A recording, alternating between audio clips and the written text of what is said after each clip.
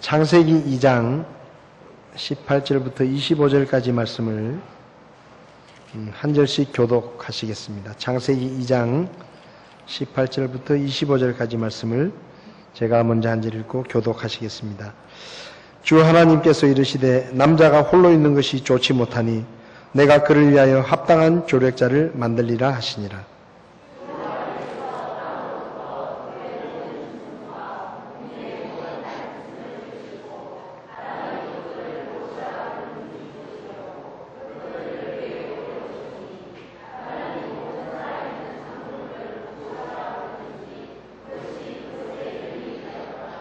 아담이 모든 가축과 공중의 날짐승과 들의 모든 짐승에게 이름을 주니라. 그러나 아담을 위해서는 그를 위한 합당한 조력자를 찾지 못하였더라.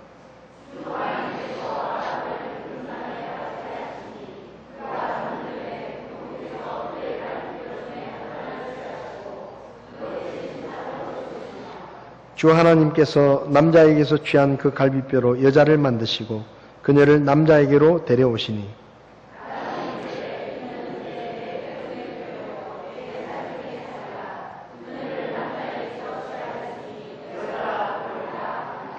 그러므로 남자가 자기 아버지와 어머니를 떠나 자기 아내와 연합하여 그들이 한 육체가 될지니라.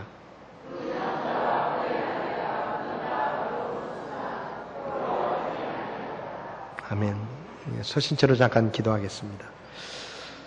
살아계셔서 우리에게 말씀하시는 하나님, 이 시간 기록된 하나님의 말씀을 읽고 주의 말씀을 함께 나눌 때 우리 안에 계신 성령께서 친히 우리에게 말씀해 주셔서 하나님의 말씀을 깨닫고 믿고 순종할 수 있도록 저희를 도와주시기를 원합니다. 부족한 종을 붙들어 주시고 주님이 써 주시옵소서. 예수님의 이름으로 기도했습니다. 아멘. 자리에 앉으시겠습니다.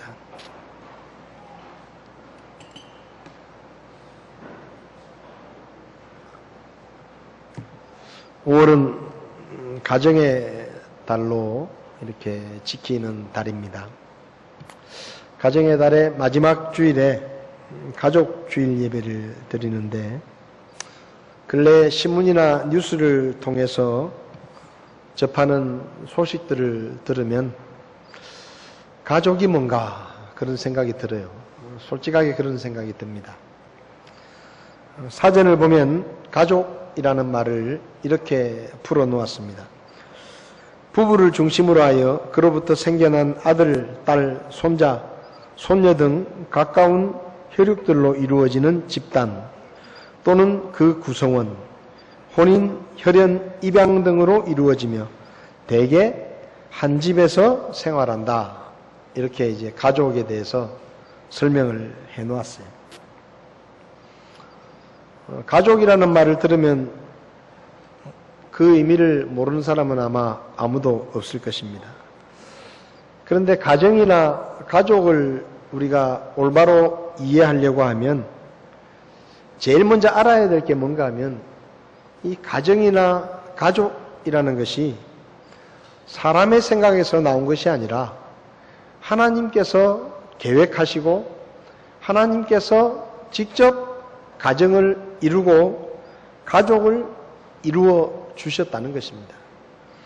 그러니까 가정은 사람이 생각하고 사람이 필요해서 사람의 머리에서 계획이 나오고 우리가 남자와 여자가 같이 만나서 결혼해서 살면 좋겠다.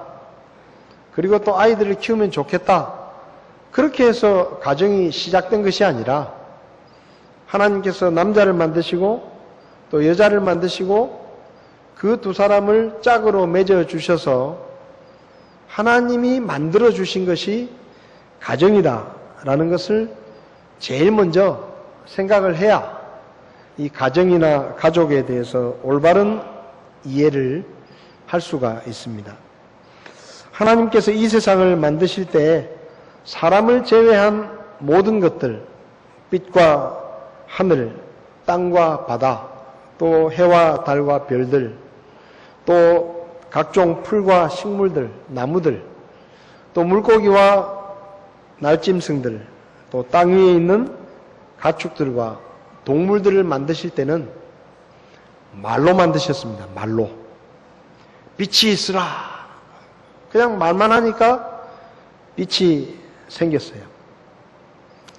땅은 풀과 씨 맺는 채소와 자기 종류대로 열매 맺는 과일나무, 곧 열매 속에 씨가 있는 과일나무를 땅 위에 내라 하고 말씀하시니까 그대로 됐다라고 성경은 기록합니다. 하나님께서 이르시되 하늘의 궁창에 광채들이 있어서 밤에서 낮을 나누고 또 그것들은 표적들과 계절들과 날들과 해들을 나타내라. 이렇게 말씀하시니까 해와 달과 별들이 생겼다. 성경은 이렇게 말합니다. 짐승들을 만드실 때도 물은 각종 물고기들을 내라. 그러니까 물고기들이 생겼어요. 땅은 살아있는 창조물을 그것의 종류대로 내되 가축과 기는 것과 땅의 짐승을 그것의 종류대로 내라 하시니까 생겼습니다. 그러니까 사람을 제외하고 모든 창조물들을 그냥 말씀으로 만드셨는데 마지막에 사람을 만드실 때는 아주 특별하게 하나님이 직접 작업을 하셨습니다. 작업. 흙으로 사람의 몸의 모양을 직접 만드셨습니다.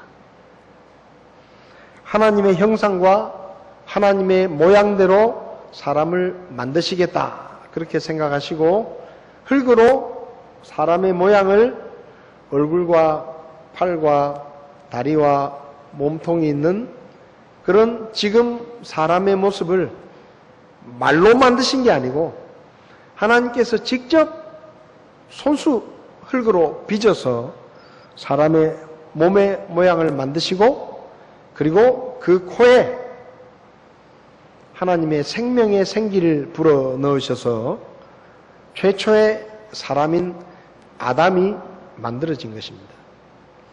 그러니까 다른 건 전부 말로 만드셨는데 사람을 만드실 때는 하나님이 직접 작업을 하셔서 사람의 모양을 만드시고 그리고 직접 생명의 숨을 코에 불어 넣으셔서 사람이 만들어진 것입니다.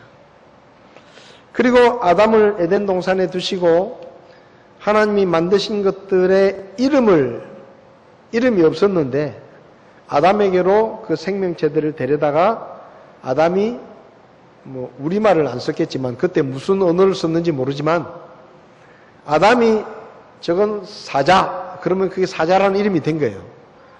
곰 이러면 곰이 되고 코끼리 이러면 코끼리가 된 겁니다. 또 하늘에 날아다니는 새를 보면서 저건 뭐라 그러지? 저건 참새 이러면 또 참새가 된 거예요. 그리고 저건 독수리 그러면 그 이름이 된 겁니다. 근데 아담이 열심히 일을 하는데 하나님이 보시니까 여기 성경에 보면 다른 동물들은 다 암수 짝이 있는데 아담은 혼자인 거예요. 그래서 짝이 없이 혼자 있는 아담을 보시고 좋지 못하다 그렇게 생각하셔서 18절을 보면 합당한 조력자를 만들어줘야 되겠다 그렇게 생각을 하시고 아담을 잠들게 하시고 그리고 갈비뼈를 하나 빼서 그 뼈로 여자를 만드십니다. 제가 생각할 때 남자하고 여자하고 싸우면 여자가 이길 것 같아요. 왜냐하면 남자는 흙이고 여자는 뼈잖아요. 그래서 조심해야 돼요.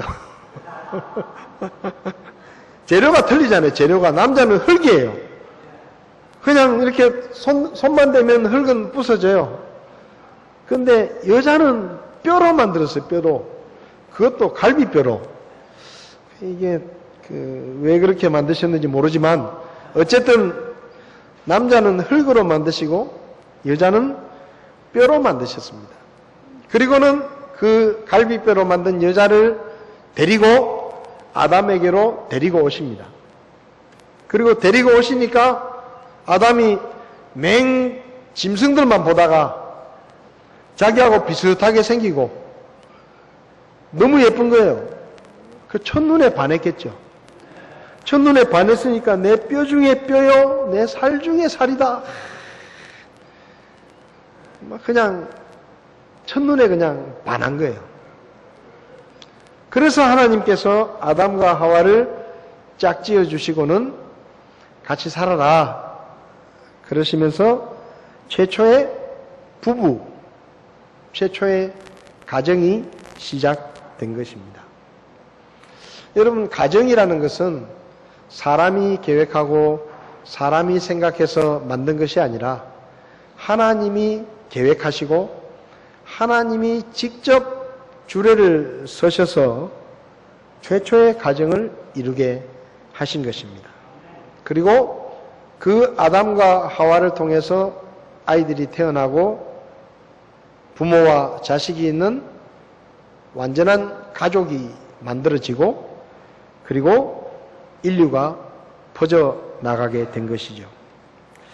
그래서 가정을 이해하고 가족을 올바로 이해하려고 하면 하나님을 빼놓고는 가정을 이해할 수 없습니다. 하나님의 말씀을 빼놓고는 가족을 제대로 이해하기가 어렵습니다. 그래서 가정을 이야기할 때는 반드시 하나님을 이야기해야 되고 하나님의 말씀을 이야기할 수밖에 없는 것입니다. 저는 오늘 본문의 말씀을 가지고 가정에 대해서 또 가족에 대해서 몇 가지를 생각해 보려고 합니다. 첫 번째는 가족은 하나님께서 친히 맺어주신 관계라는 것입니다.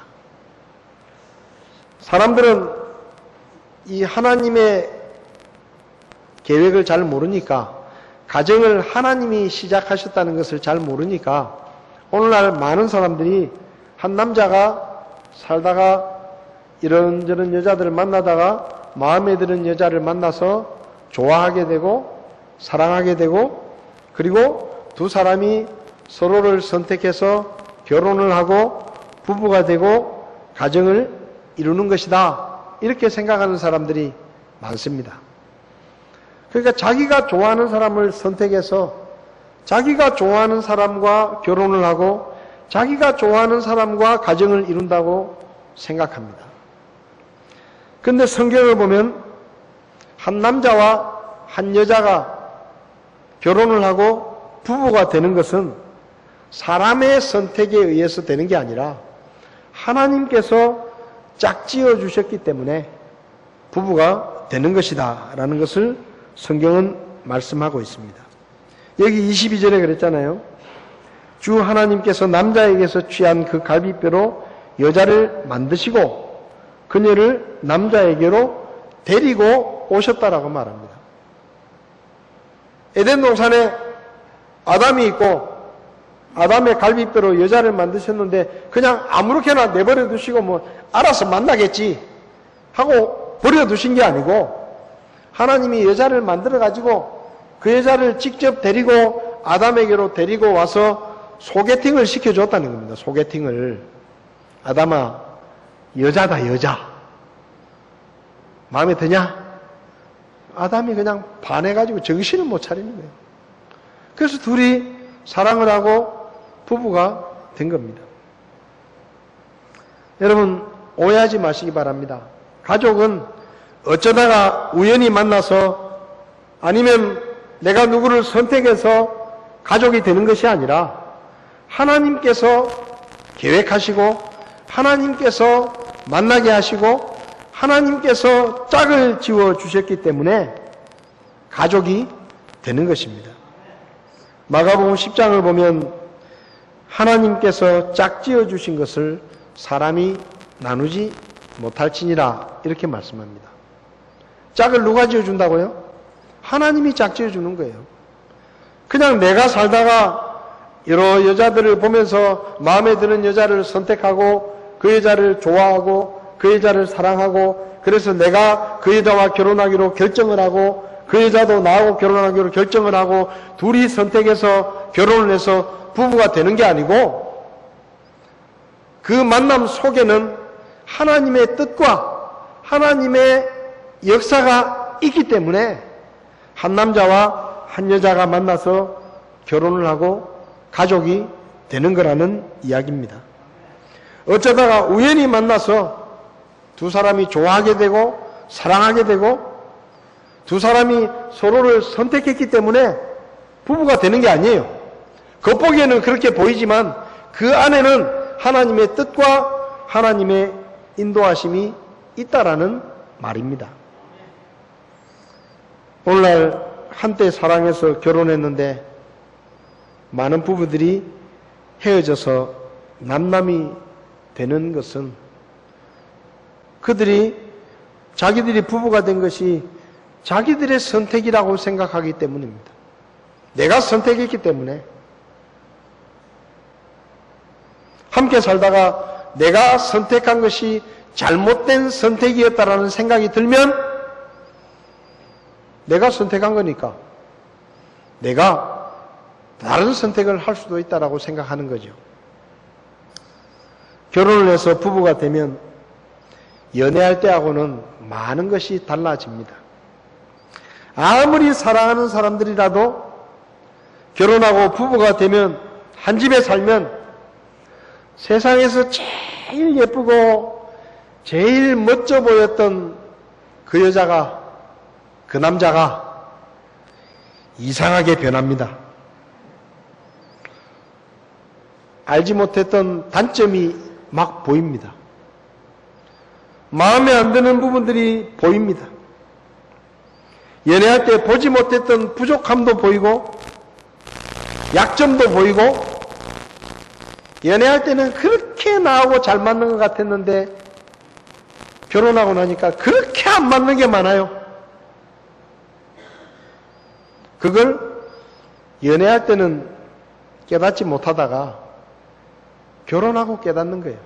왜냐하면 연애할 때는 콩깍지가 씌어가지고 안 보여요. 안 보여. 콩깍지가 딱 씌어가지고 좋은 것만 보여. 근데 결혼을 하면 그 콩깍지가 서서히 벗겨지기 시작하면서 서로의 실체를 보게 됩니다. 아, 저런 남자였나? 아, 저런 여자였나? 그래서 실망을 하기도 합니다. 그리고 때로는 서로 생각이 달라서 다투기도 합니다. 싸우기도 해요. 그리고 때로는 처가 식구, 시댁 식구들 때문에 갈등이 생기기도 하고 서로 어려운 경우가 생기기도 합니다. 그러면 그때 무슨 생각이 드는가 하면 내가 사람을 잘못 봤나? 내가 선택을 잘못했나? 이런 생각이 드는 거예요. 우리가 만난 것 자체가 잘못인가? 잘못된 만남인가? 이런 생각이 드는 겁니다.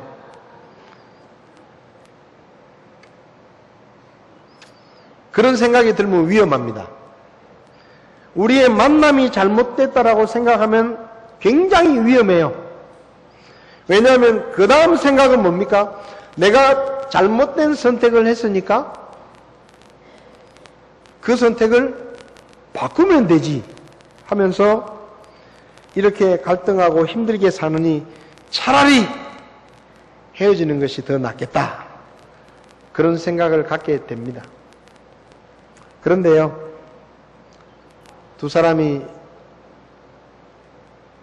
부부가 된 것이 내가 선택한 것이 아니라 하나님께서 고심에 고심을 하시고 나를 위한 짝을 뽑아서 만나게 하셔서 짝을 지어 주신 것이라고 믿는다면 생각이 좀 달라집니다. 하나님이 짝 지어 주신 부부라도 다 맞는 게 아니에요. 함께 살다 보면 서로의 부족함과 단점 때문에 실망할 때도 있고 또 서로 생각이 달라서 싸울 때도 있고 그래서 때로는 서로에게 서운하고 어떨 때는 미울 때도 있고 마음에 안 들 때도 있어요. 뭐 하나님의 뜻에 의해 만났다고 뭐 찰떡궁합처럼 다 맞는 게 아닙니다. 사는 게 그래요. 근데 그때 하나님이 짝지어 주셔서 만났다는 믿음이 있으면 적어도 어떤 생각은 하지 않는가 하면 우리의 만남이 잘못됐다라는 생각은 안 해요. 왜냐하면 하나님이 실수하실 리는 없잖아요. 하나님이 잘못 만나게 하실 리는 없잖아요. 그러니까 그 생각은 안 하게 됩니다. 우리 만남이 잘못됐다라는 생각은 안 하는 거예요. 우리는 하나님이 만나게 해주셨으니까 일단 우리 만남은 잘못된 게 아니야. 하나님은 절대로 실수 안 하셔. 그러면 어떻게 되느냐? 어려운 일이 있을 때, 문제가 생겼을 때 적어도 우리가 만난 건 잘못된 게 아니니까 또 하나님이 만나게 하셨으니까 우리가 하나님 앞에 기도하자. 그러면 하나님이 우리를 짝지어 주셨으니까 하나님이 책임져 주시겠지. 우리를 도와주시겠지. 그렇게 생각하면서 해결책을 찾으려고 함께 노력하게 되는 겁니다. 왜요? 잘못된 만남이라는 생각은 안 하니까. 하나님이 설마 잘못 만나게 하시겠어요? 그래서 가족을 이야기할 때 가족은 하나님이 만나게 하셨다라는 게 굉장히 중요합니다. 하나님이 짝지어 주셨기 때문에 부부가 되는 것입니다. 그리고 하나님이 짝지어 주셨기 때문에 하나님이 책임지시는 거예요. 우리가 힘든 일이 있으면 하나님 책임지십시오. 하나님이 우리를 만나게 하셨는데 도와주십시오. 하나님이 이 어려움을 잘 해결할 수 있도록 지혜를 주십시오 하고 기도하면 하나님이 도와주시고 하나님이 짝지어 주신 그 짝을 하나님이 보호해 주시는 겁니다. 우리는 그렇게 믿는 거예요. 그 다음에 부모와 자식, 형제와 자매도 사람이 선택한 것이 아니라 하나님께서 정하시고 만나게 하셨습니다. 이 세상에 부모를 선택해서 태어나는 자식은 한 사람도 없습니다. 여러분도 그렇잖아요. 하나님이 여러분이 태어나기 전에 야 너는 어느 나라에 태어날래? 너는 이시성으로 갈래? 김시성으로 갈래? 네 아버지는 50대로 할래? 40대로 할래? 30대로 할래? 아버지 직업은 뭘로 할래? 아버지 외모는 어땠으면 좋겠냐? 물어보시던가요? 저한테는 안 물어보시더라고요. 그냥 응애하고 태어나 보니까 이상한 남자가 저를 보고 있더라고요. 아버지래요, 자기가. 아버지라고 불렀어요. 뭐 자기가 아버지라니까. 아니, 당신이 제 얼굴을 딱 보면서 아이고 내 아들아 내가 네 아버지다.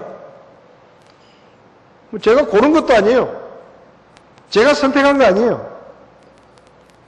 태어나 보니까 아버지, 어머니가 정해져 있는 거예요. 자식을 선택해서 낳는 부모도 없습니다. 부모들이 자식을 선택해서 낳습니까? 하나님, 적어도 제 자식이 되려고 하면 IQ는 140이 넘어야 되고 나중에 키는 180이 넘어야 되고 적어도 서울대학은 들어갈 수 있어야 되고 결혼하면 용돈을 한 달에 100만 원씩은 줄 수 있어야 되고 그런 거 다 주문해가지고 주문 생산해가지고 아이를 얻은 게 아니잖아요. 그냥 아기를 임신하고 병원에 몇 번 가니까 응애하고 태어나는 거예요. 내가 선택할 틈도 없어. 그냥 딱 태어나 보니까 얼굴이 좀 시원찮았는데 할 수 없어. 생긴 게 시원찮아도 좀 할 수 없어요. 키우다 보니까 머리가 좀 날 안 닮아가지고 나쁜 것 같아. 공부도 제대로 못하고 나만큼도 못하고 할 수 없어요. 그거 우리가 선택한 게 아니에요. 하나님이 주신 거예요, 그냥. 형제나 자매도 마찬가지입니다. 형이나 누나를 선택해서 태어나는 동생은 없습니다. 나는 누나가 있었으면 좋겠다. 그래서 태어나는 게 아니에요. 태어나 보니까 남자만 다 있어. 뭐 어쩔 수 없어요, 그거. 저도 아들만 둘 키우는데 딸 키우는 사람을 보면 부러워요. 나도 딸이 하나 있었습니다. 근데 그건 내 맘대로 되는 게 아니에요. 내가 선택한 게 아니에요. 그래서 부모와 자식이나 형제와 자매도 하나님이 정해주시는 것이지 내가 선택하는 게 아니에요. 여러분, 우리가 가족을 이해할 때 하나님이 맺어주신 사람들이다 하는 것을 기억해야 됩니다. 내가 선택한 게 아니에요. 우리가 결정한 게 아니에요. 하나님이 정해주신 거예요. 자, 그러면 하나님이 우리한테 어떤 가족을 붙여주시느냐? 자, 성경을 보면요. 18절을 보면 주 하나님께서 이르시되 남자가 홀로 있는 것이 좋지 못하니 내가 그를 위하여 합당한 조력자를 만들리라. 그렇게 말씀하십니다. 여기요. 내가 누구를 위해서요? 그를 위하여. 아담을 위하여. 그 다음에요. 합당한 조력자. 이게 무슨 말입니까? 하나님이 하와를 만드실 때 다른 사람을 생각하고 만드신 게 아니에요. 아담을 위해서 만드셨어요. 그러니까 아담을 위해서 딱 맞는, 딱 가장 잘 맞고 가장 잘 어울리는, 가장 잘 맞는 합당한 조력자를 만들어서 짝을 지어 주신 겁니다.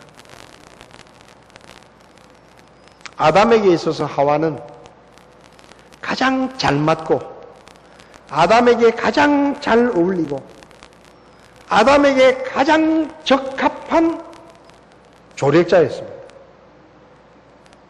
하나님이 가족을 맺어주실 때 절대로 안 맞는 사람을 맺어주시지 않습니다. 우리 눈에는 좀 안 맞는 것처럼 보여도 사실은 그게 제일 잘 맞는 거예요. 왜? 하나님이 맺어주셨으니까. 하나님이 가족을 어떻게 맺어주시느냐? 그냥 하나님이 졸다가 대충 에이 모르겠다 하고 맺어주시는 게 아니에요. 하나님이 가장 잘 맞는, 가장 적합한 사람들을 모아서 가족이 되게 하시는 겁니다. 그래서요, 이 세상에 나하고 제일 잘 맞는 가족을 선택하라고 하면 지금 같이 살고 있는 가족이 나한테 제일 잘 맞는 사람들이에요.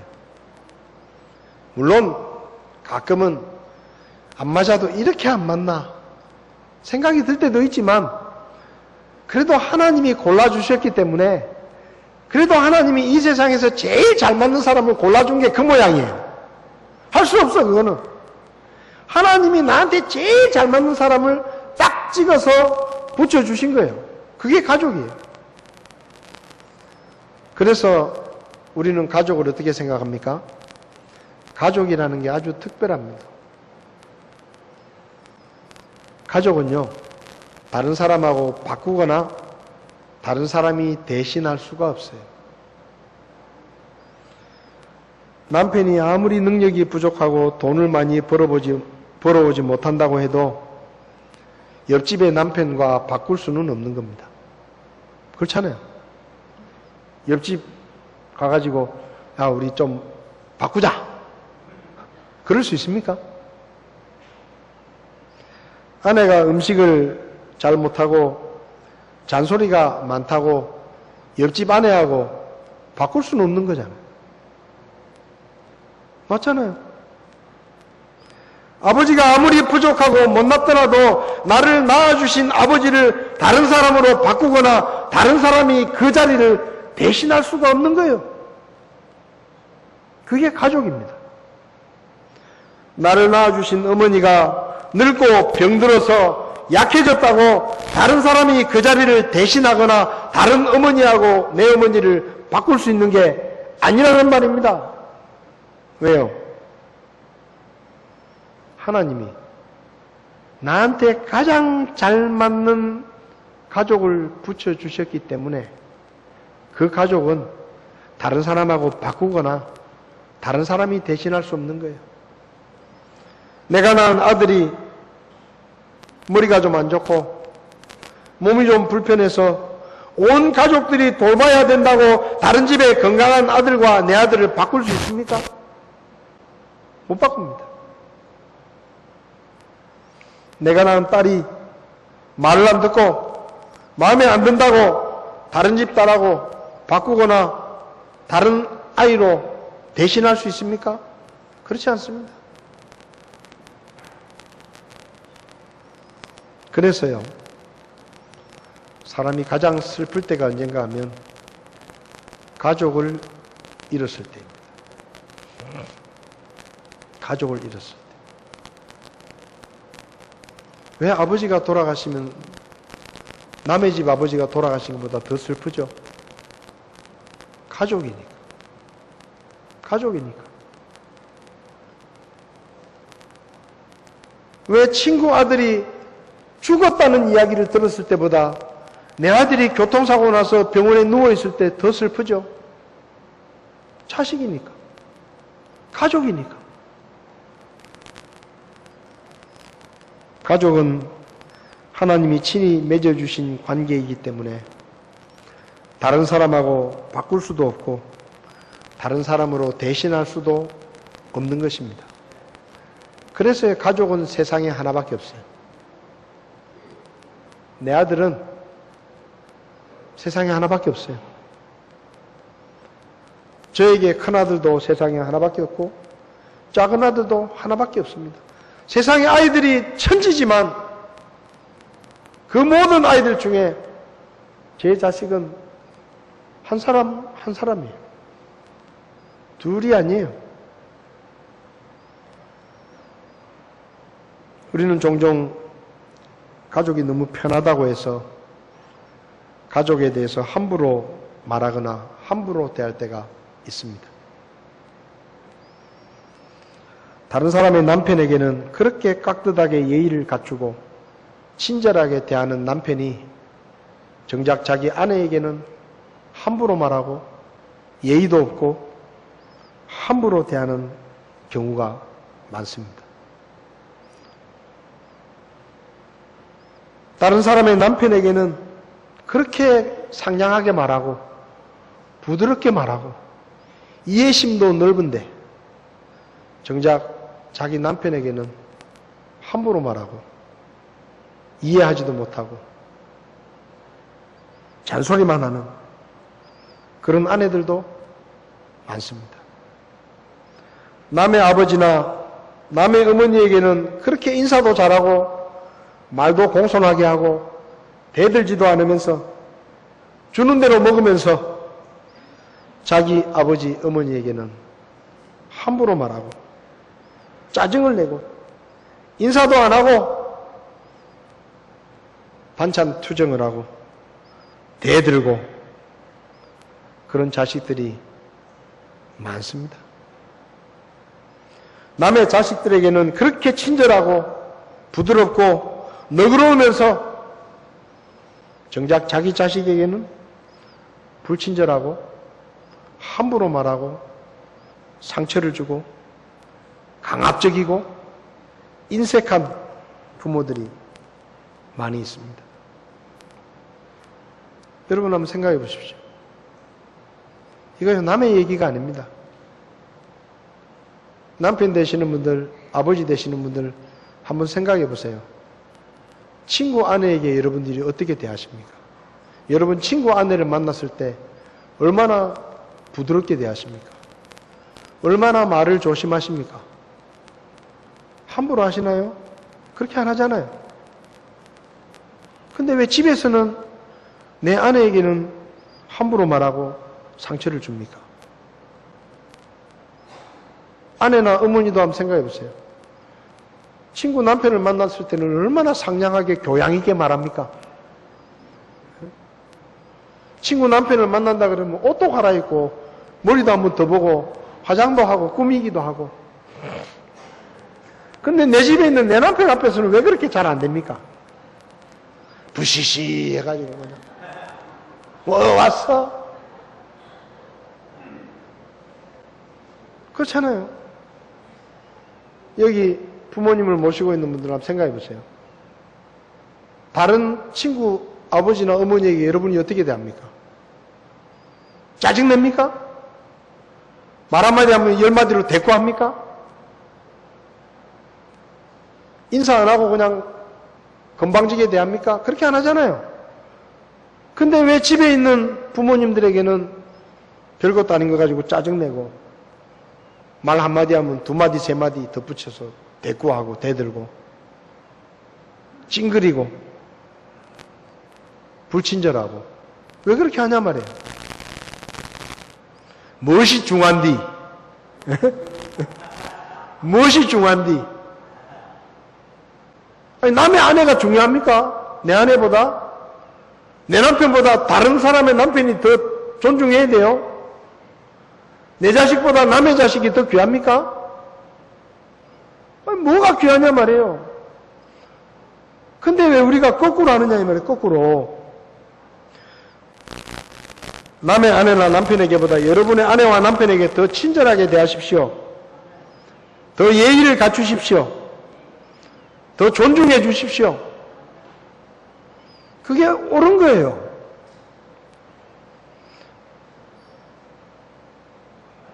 남의 부모에게보다 여러분의 부모님께 인사도 더 깍듯이 하고 말도 공손하게 하고 예의를 갖추고 친절하게 부모님을 대하시기 바랍니다.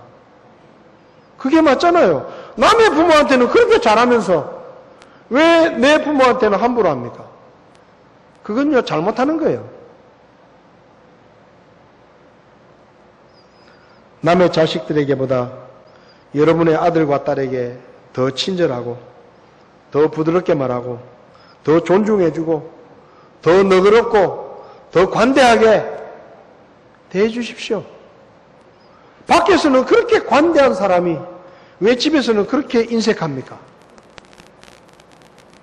별것도 아닌 거 가지고 끊임없이 잔소리를 하고 그래서 서로 속상해하고 남의 집 아들이 그렇게 하면 넘어가면서 왜 내 아들이 그렇게 하면 안 넘어갑니까? 좀 관대해지라 이 말이에요. 세상에서 하나님이 맺어주신 가족보다 더 소중한 사람은 없습니다. 가족보다 더 많은 시간을 우리와 함께 보내는 사람도 없고 내가 힘들고 어려울 때 힘을 다해서 가족처럼 나를 도와주고 돌봐줄 사람도 이 세상에 없습니다. 없어요.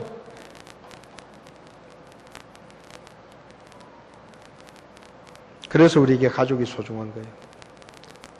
내 부모가 소중한 것이고 내 아내와 남편이 소중한 것이고 내 자식이 소중한 거예요. 소중하다고 말만 하지 말고 그렇게 대하십시오. 내 가족을 더 존중하고 내 가족을 더 귀하게 여기고 내 가족에게 더 친절하고 내 가족에게 더 관대하게 더 너그럽게 그렇게 대하시기를 바랍니다. 그게 맞는 거예요. 그게. 자, 그러면 가족은 하나님이 맺어주셨기 때문에 바꿀 수도 없고 딴 사람으로 대신할 수도 없고 그럼 우리가 어떻게 돼야 됩니까? 18절을 다시 보면 주 하나님께서 이르시되 남자가 홀로 있는 것이 좋지 못하니 내가 그를 위하여 합당한 조력자를 만들리라. 조력자를 만들리라 하면서 여자를 만들어서 아내로 붙여주셨습니다. 여기 조력자라는 말은 다른 성경에는 돕는 배필이라고 했는데 이 돕는 배필 조력자라는 말은 히브리어로 에제르라는 말입니다. 에제르. 에제르라는 이 말은 여러 가지 의미가 있는데 중요한 의미는 도와주는 사람. 그 다음 두 번째 의미는 지켜주는 사람입니다. 지켜주는 사람, 도와주는 사람. 근데 이 말은요, 이 에제르라는 말은 대체적으로 하나님이 우리를 도와주신다라고 말할 때 하나님을 일컬을 때 쓰는 말이었습니다. 하나님이 우리를 돕는 자다라고 말할 때 에제르라는 말을 썼습니다. 그러니까 한마디로 말하면 이런 거예요. 가족은 뭐냐? 눈에 보이지 않는 하나님을 대신해서 서로를 도와주고 서로를 지켜주는 사람이 가족이라는 말입니다. 가족은 바꿀 수도 없고 대신할 수도 없는 세상에 하나밖에 없는 가족입니다. 그렇기 때문에 가족에게서 부족함이나 단점이 드러나면 비난하고 미워하고 속상해할 것이 아니라 어떻게 내가 도와줄 수 있을까? 어떻게 내가 저 부족함을 채워줄 수 있을까? 어떻게 내가 저 모르는 것을 가르쳐 줄 수 있을까? 어떻게 저 사람을 위험한 데서 내가 지켜줄 수 있을까? 이렇게 생각해야 되는 거예요, 가족은.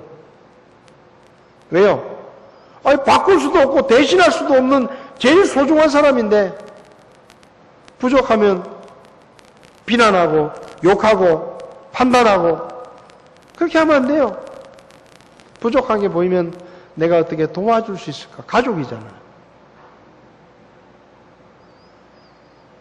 가족은 가족을 해치려는 악의 세력에게서부터 서로를 지켜주고 유혹과 시험으로부터 서로를 지켜주고 부족한 것을 서로 도와주고 모르는 게 있으면 서로 알려주고 가르쳐주고 넘어졌을 때는 서로 일으켜주고 병들었을 때는 서로 돌봐주고 실패했을 때는 서로 용기를 주고 위험할 때는 서로 지켜주고 추울 때는 함께 누워서 따뜻하게 해주고 싸울 때는 같이 싸워줘야 되는 것이 그게 가족입니다.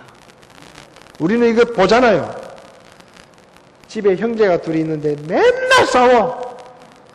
맨날 치고받고 싸우고 지들끼리 싸우고 다투고 한 번 울고 막 맨날 찔찔거리고 그러다가 동생이 맞고 들어와 봐요.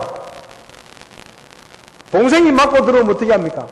당장 형이 동생 손을 잡고 언놈이 그랬어! 그러면서 데리고 나가요. 그러면 동생 때린 놈 만나가지고 혼냅니다. 형제가요, 지들끼리 놀 때는 싸우다가도 누가 형제를 괴롭히면 똘똘 뭉쳐가지고 하나가 돼가지고 같이 싸워요. 그게 가족이에요. 그게 가족. 가족은 그런 겁니다. 같이 지낼 때는 서로 갈등도 하고 힘들 때도 있고 다투기도 하고 그러다가도 밖에서 가족을 위협하는 무언가가 생기면 온 가족이 하나가 돼서 똘똘 뭉쳐서 그것을 이겨내는 것이 가족이어야 합니다. 그게 가족이에요. 가족이 서로 도와주고 서로 돌봐줄 때 모든 가족이 더 강해지게 됩니다. 그리고 더 쓸모있게 돼요. 그러면 하나님 앞에서 쓰임받는 가정이 될 수가 있는 겁니다. 가정의 영광이 무엇입니까? 이 세상에서 성공하고 돈을 잘 벌어서 가족들이 더 잘 먹고 잘 살고 더 많은 것을 누리며 풍족한 삶을 사는 것이 가정의 영광이 아닙니다. 진짜 가정의 영광은 가족들이 서로 돕고 부족함을 채워주어서 온 가족이 하나님을 잘 섬기는 믿음의 가정이 되어서 가족들이 하나님 앞에 쓰임받는 그런 믿음의 가정이 되는 것이 진짜 영광스러운 가정입니다. 그 가정을 이루기 위해서 우리는 서로 돕고 서로 돌봐주고 서로 격려하고 서로 용기를 주고 일으켜주고 같이 싸워주고 보살펴주는 것이 필요한 거예요. 그거 하라고 가족을 붙여주신 거예요. 하나님께서 우리에게 가정을 주시고 가족을 주셨습니다. 물론 내 마음에 안 드는 게 있을 수도 있습니다. 속상할 때도 있어요. 서로 안 맞아서 다툴 때도 있어요. 어떨 때는 너무너무 미워서 꼴 보기 싫을 때도 있어요. 그럴 때도 있어요. 힘들 때도 있습니다. 갈등할 때도 있어요. 그런데 그때 우리가 잊어버리지 말아야 될 게 있습니다. 하나님께서 우리를 가족으로 묶어주셨고 그리고 하나님께서 우리 가족을 도와주실 것이고 우리는 서로를 돕고 서로의 부족함을 채워주기 위해서 가족이 되었다는 사실을 우리는 기억하고 서로가 서로를 귀하게 여기고 서로 존중해주고 서로 격려해주고 허물을 덮어주고 용기를 주고 함께 더 강해져서 하나님 앞에 쓰임받는 그런 믿음의 가정이 될 수 있도록 서로 기도하고 서로 좋은 믿음의 조력자가 되어서 우리의 가정을 더 아름다운 가정으로 세워 나가야 할 것입니다. 가정에 문제가 있으십니까? 하나님께 기도하십시오. 부부가 손을 잡고 하나님께 기도하십시오. 자녀들의 손을 잡고 하나님의 도우심을 구하십시오. 그러면 우리를 만나게 하신 분이 하나님이시기 때문에 그분이 우리를 도와주실 것이고 그 어려움을 이겨낼 수 있는 힘도 지혜도 우리에게 주실 것입니다. 기도하시겠습니다.